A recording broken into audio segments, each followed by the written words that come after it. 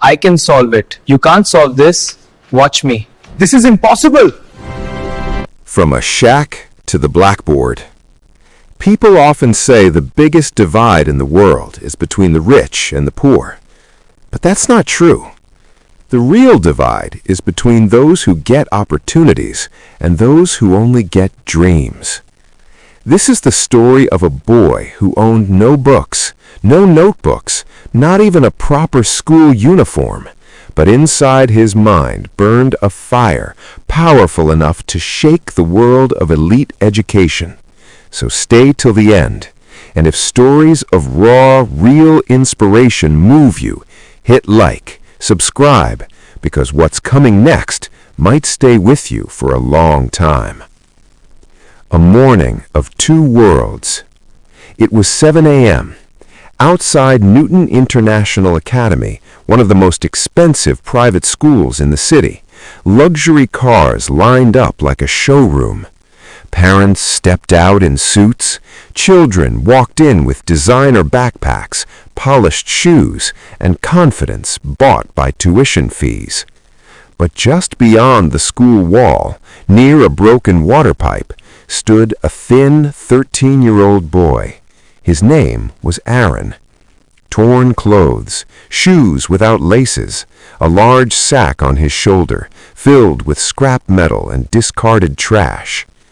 People looked at him, then quickly looked away. But if anyone had truly looked into his eyes, they wouldn't have seen hunger. They would have seen questions. Aaron collected scrap, but his ears were tuned to the sounds inside the school.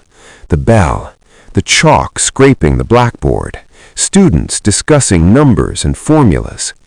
In broken wires he saw angles. In bottle caps he saw circles.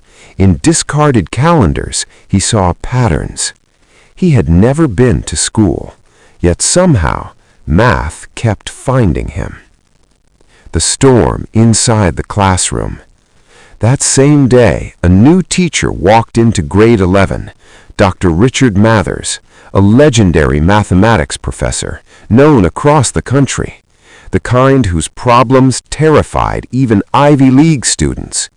Without introduction, he said, "Just because your parents paid the fees doesn't mean they bought intelligence." The classroom fell silent.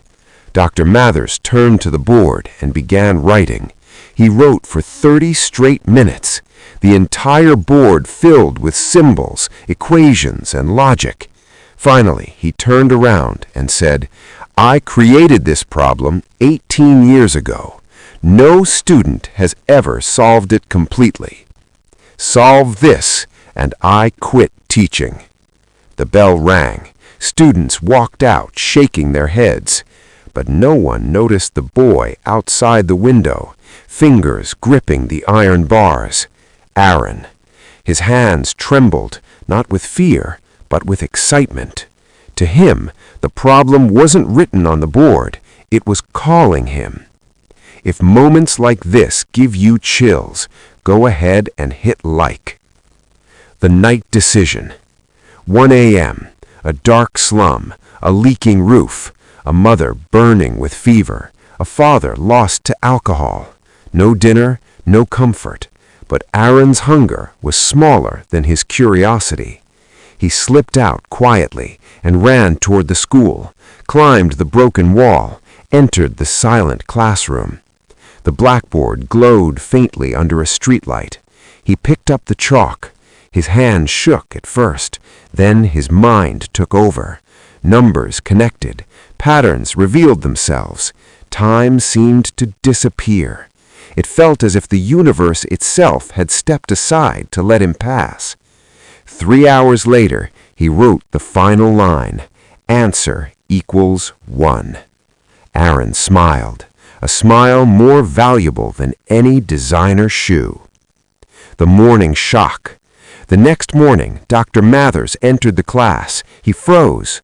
What is this? Line by line, he read the solution. His voice cracked.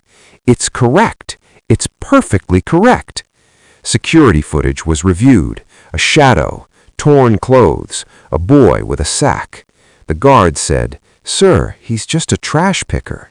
Dr. Mathers slammed the desk. "He's not trash, he's a diamond." If you're still watching, drop a heart in the comments. Recognition. Aaron was called in. Terrified, he stood in front of the class. Dr. Mathers asked softly, "Who taught you this?" Aaron replied, "I found books in the garbage, sir. The questions made sense. The answers just came." Silence filled the room. Dr. Mathers turned to the principal. "From today, this school belongs to him." Outside, Aaron looked at his sack one last time and threw it away. That sack wasn't scrap. It was his old life. The lesson?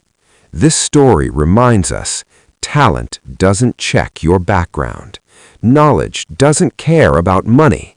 And diamonds are often found in places we refuse to look.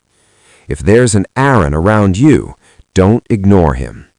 And if this story touched your heart, like, share, and subscribe, because inside every shack, a sun is waiting to rise. If you want next,